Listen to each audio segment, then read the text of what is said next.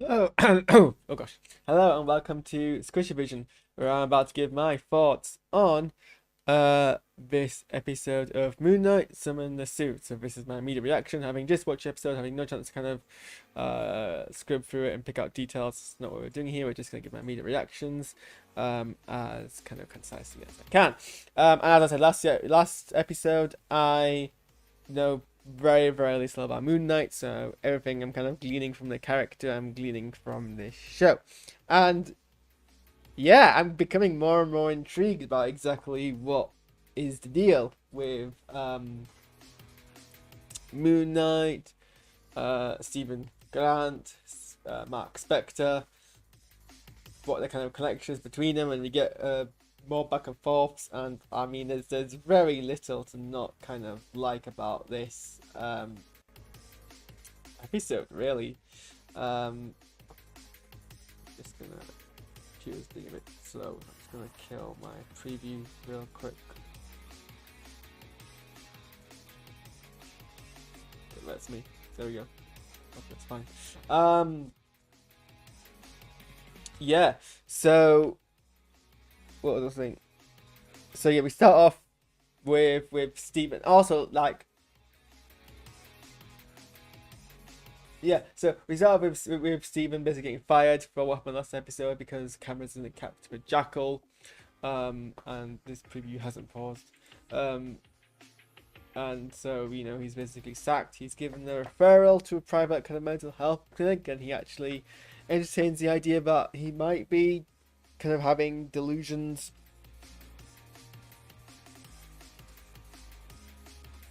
Whoops. Uh, hmm.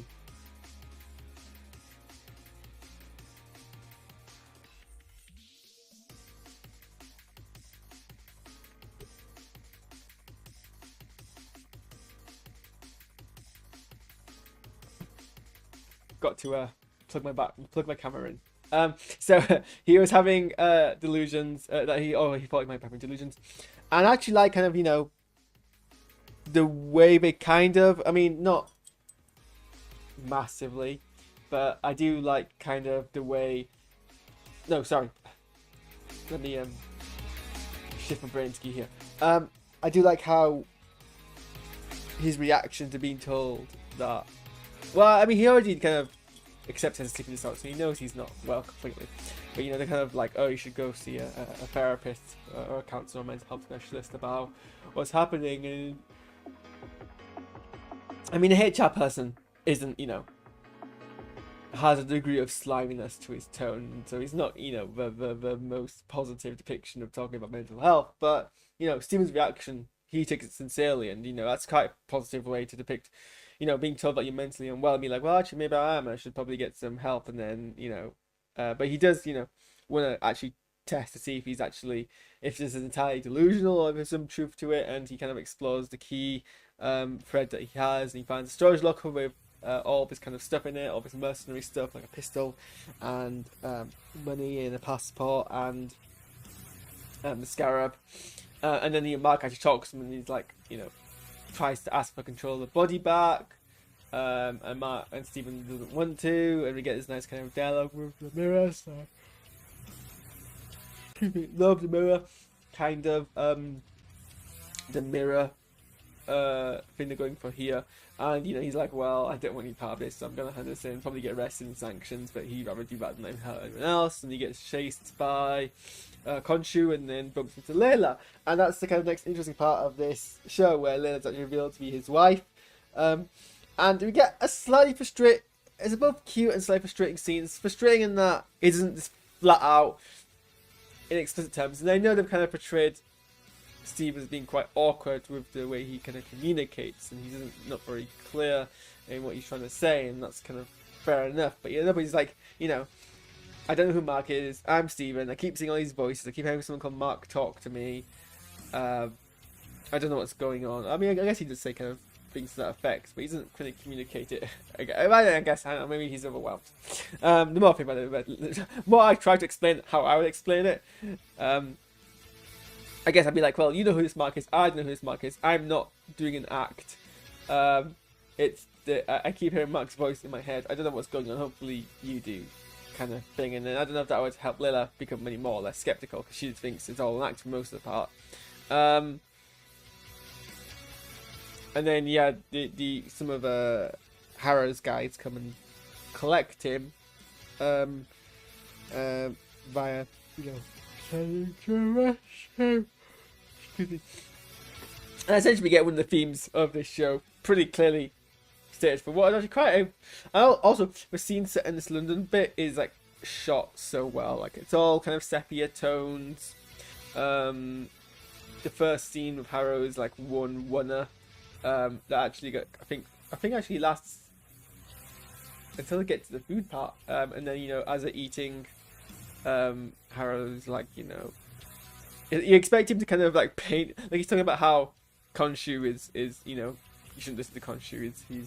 He's not all he's cracked up to be. And I expect him to be like, you know, some kind of like make like a very explicit lie about why Khonshu's bad and be like, oh, you know, he's saying this, he's actually this. But actually, he says no. Khonshu's just like about justice, but justice after the person's done the bad thing, and we're all about justice before the person does the bad thing. And he delivers it in such like a sincere, like, obviously our way is the most appropriate way to deal with things, that you for a second buy it, I guess. Like, and Ethan Hawke does a great job of delivering it. And yeah, we get the feeling like, should you it's basically about preemption versus reactionary approach to justice. Do you preemptively impose justice on somebody before they do a bad thing, or do you wait until they've done it, even if you're sure that they're going to do it? And it's, you know, a very, very interesting premise to deal with. And I like how, you know, no one's kind of muddling the area. We've got two clear opposing ideologies, which is the heart of any kind of conflict, and that's where we're going from. And you know, I guess it helps that Khonshu's being portrayed as quite an asshat of an individual, which kind of puts us like, oh, we shouldn't be trusting this person, but really, if you trust what the antagonist is saying, he's actually doing the right thing. So it's an interesting kind of conflict. Anyway, Harrow's patience runs out and he kind of demands the scarab, and then Lila comes and he rescues him, and then demands that Stephen puts a suit on, and when Stephen's life is immediately threatened, he activates the suit, but his version of a suit, which is a literal suit, because obviously he hasn't seen, I don't think, Mark's version of Moon Knight. And it's a fantastic... I laughed at that scene. I laughed when Stephen's like, oh, what, you know, Stephen's like, what's going on? Oh, the suit actually looks kind of nice. And Mark's like, what the heck are you wearing? Kind of thing. It was hilarious. And then Steven's trying to fight, and he has all the powers. He has like the super strength. He has like the durability, but he has none of the skill. And he's like trying to fight with the skill, with powers he doesn't know how to use. He does a fairly okay job, but not a great job. Mark's like, you know, if you don't give me the power, then someone's gonna be collateral damage, and he hands over the body. And Mark basically almost quickly kills the Jackal, and then we get a bit at the end when they're talking. It's quite a powerful scene. Mark explains a bit more about what's going on, but this time Steven's in the mirror, and he, you know, he needs to complete the tasks that Khonshu's done for him so he can be set free. And yeah, I'm still not sure. Like, was it always Steven, and is Mark kind of possessing him? Was Mark someone else, and now Mark's kind of identity is now being put into Steven, or was it always Mark and Steven is like a wraparound Mark? I'm not kind of sure, because, you know, I mean, or like, were they always like for like a long period of time always two people, and we just realized this? Because I mean, clearly Layla like has known Mark long enough to get married and doesn't, you know about the split personality thing, and always recognizes Mark as having that face.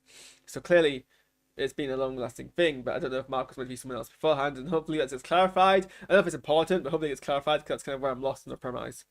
And yeah, he travels to Egypt, and so I guess we're having a location shift. But and yeah, there's also some doubt from Mark, because, you know, he's been accused of basically executing some archaeologists. But obviously we don't know the full details of that. Mark's like, well, that's not what it looks like.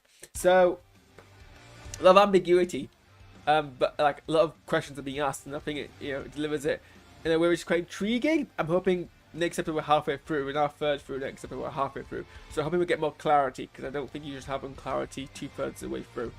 That's when you kind of want to or you shouldn't have too much in clarity. You shouldn't understand the premise. You shouldn't have no clarity about the premise. You should have some confusion about last minute details. Yeah. What else was I about to comment on? But yeah, like the composition of, I don't know, maybe it's just have to come off like wrapping up to shoot of my own film, but like I know it's a lot more about the composition, 2 shots to 1 shots, the depth of field, all of that was like I loved it. I love the color palette. Cinematography was kind of good, and yeah, it wasn't action, but I'm for that. I found the character kind of pieces much more entertaining. So those are my thoughts. I think I'll end up there. It's 10-minute reactions, good enough. I'm gonna do a trailer review of the new Strange New Worlds. Plus, I guess we'll add on the Picard teaser as well. So I'll set up and do that in a second. So subscribe to the channel, stick around, and you'll see a thing about that live stream shortly. Let me know what you think of this episode in the comments below, and I will see you on Friday for the next episode of Star Trek Picard.